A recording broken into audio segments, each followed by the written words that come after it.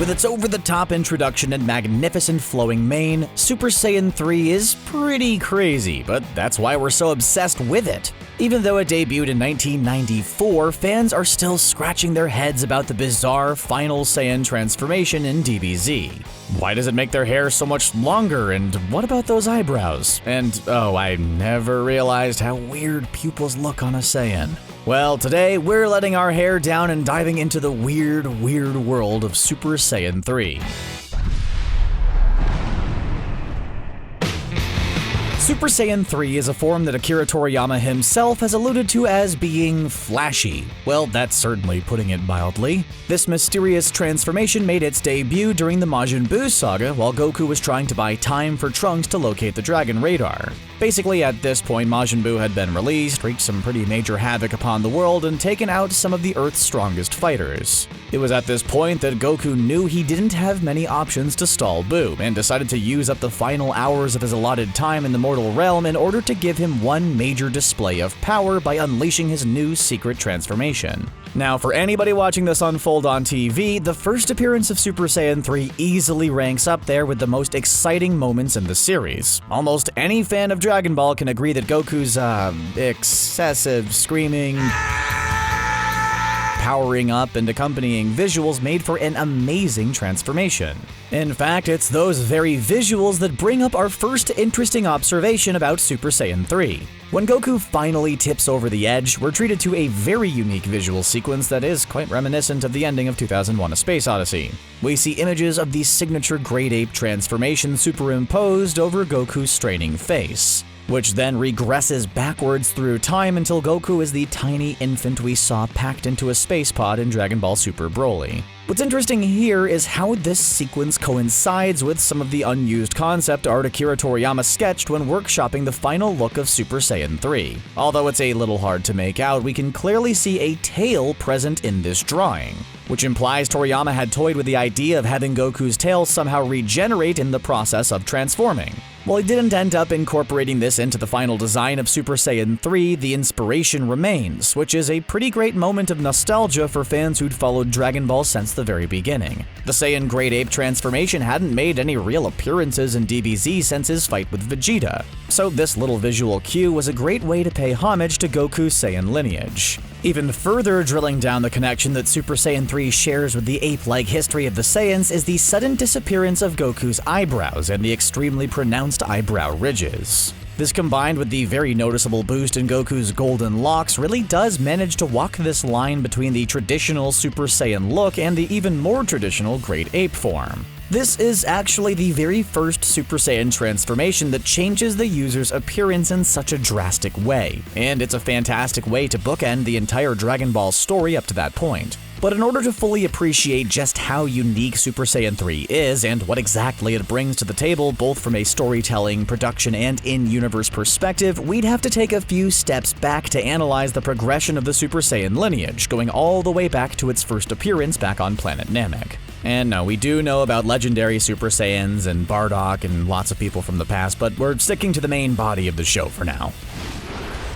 It's kind of hard to imagine nowadays that back in 1991, when the first Super Saiyan transformation hit airwaves, that a lot of people had intended to finish the series off right then and there. Although narratively the notion makes sense, I know I can't stop watching. Vegeta was a lot of things when it came to the fabled Super Saiyan of legend, but subtle was not one of them. In fact, this notion of a mysterious Super Saiyan warrior emerging to overthrow Frieza had become one of the farthest-reaching narrative threads in all of Dragon Ball. It wove together the fate of the Saiyan race, as well as Frieza, the tyrant so desperate to defy it. Story-wise, ending DBZ with the destruction of Frieza and Goku together would have made perfect sense, but life continues and publishers and audiences are always clamoring for that next chapter. Ah, yeah! So that's what Akira Toriyama and his team did, and boy oh boy did they continue.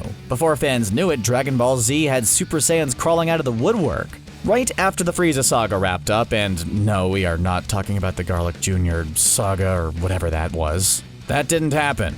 You're telling me with a straight face that Gohan, the kid who managed to get a few solid hits in on a 50% Frieza, couldn't handle the Spice Boys with his hands tied behind his back? Come on, I can only suspend my disbelief so much. Anyway, shortly after the new and improved Robo Frieza showed up, we got to say hello to good old Trunks and his best friend Mr. Chappy Chap. And even sooner after that, we said goodbye to Frieza and his daddy. Man, there really is nothing better than seeing that fancy alien boy get stomped on.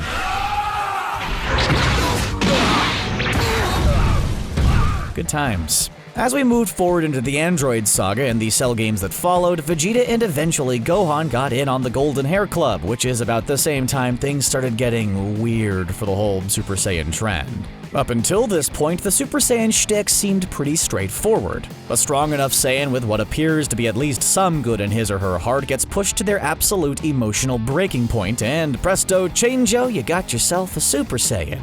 During the Cell Saga, we saw the introduction of the various grades of the base Super Saiyan transformation. These grades were treated almost like their own subcategory of the form, and each boosted certain traits. Super Saiyan 2nd grade, or Ascended Saiyan in the anime, basically looks like a Super Saiyan that hit the gym even harder than usual. In this form, the user forces ki into their muscles in order to boost overall strength and agility.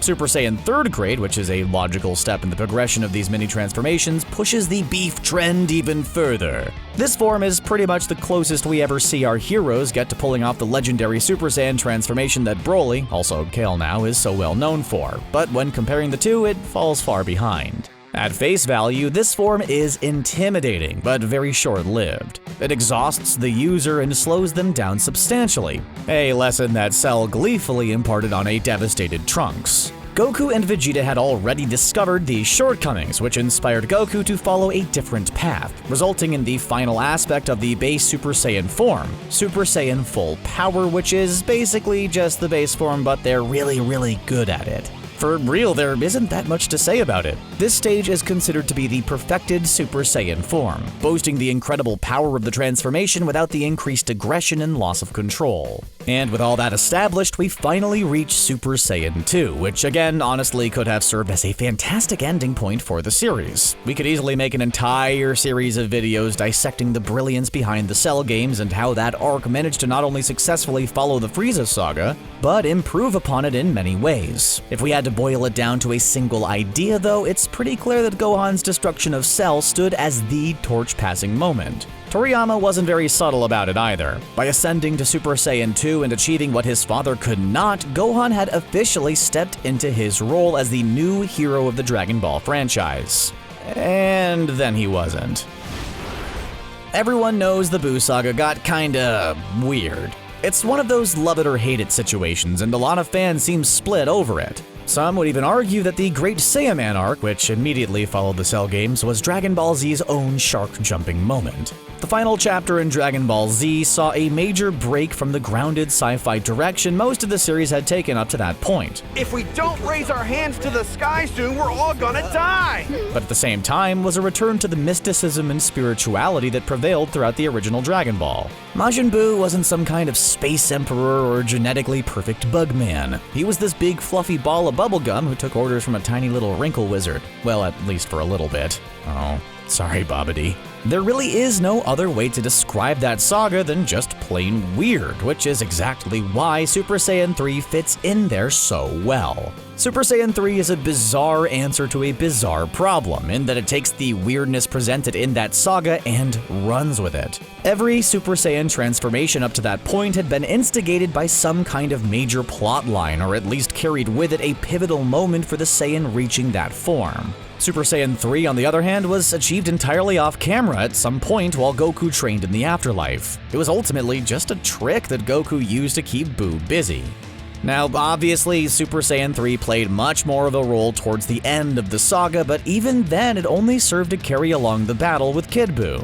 The finishing blow was delivered via Spirit Bomb by a Goku in the standard Super Saiyan form. From a strategic standpoint, Super Saiyan 3 simply isn't an efficient transformation, as it drains its user's energy at an extremely rapid pace. This drain is so strong, in fact, that Goku is hardly ever able to maintain it for more than a few minutes at a time, often powering down and forced to spend an unusually long time to recover. Thus far, only 2 characters have managed to achieve this transformation in canon: Goku and Gotenks, the fusion of Goten and Trunks. Beyond the Buu Saga, Super Saiyan 3 has appeared only a few times throughout Dragon Ball Super, and is often portrayed as useless or at the very least futile against new enemies. As for real-world reasons for why Super Saiyan 3 is so rare, Akira Toriyama himself has stated that it's a total ordeal to paint and animate. This difficulty alone more than accounts for Super Saiyan 3's sporadic use in the franchise. After all, one of the reasons Toriyama used the ordinary Super Saiyan form so often was simply because it was easier to animate, since artists didn't have to ink in the character's hair in the manga.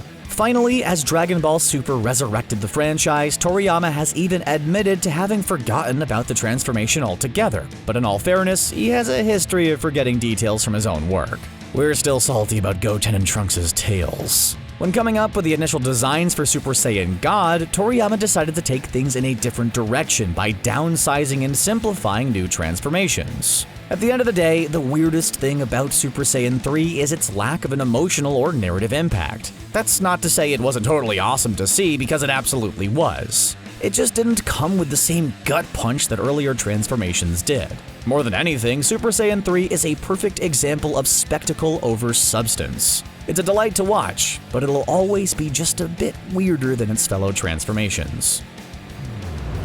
Well, did we touch on your favorite Super Saiyan 3 attribute, or is it one we missed? Let us know what you love about the form and why it stands out in the comments section down below. And ascend beyond your current form by clicking subscribe for more CBR. We'll see you next time.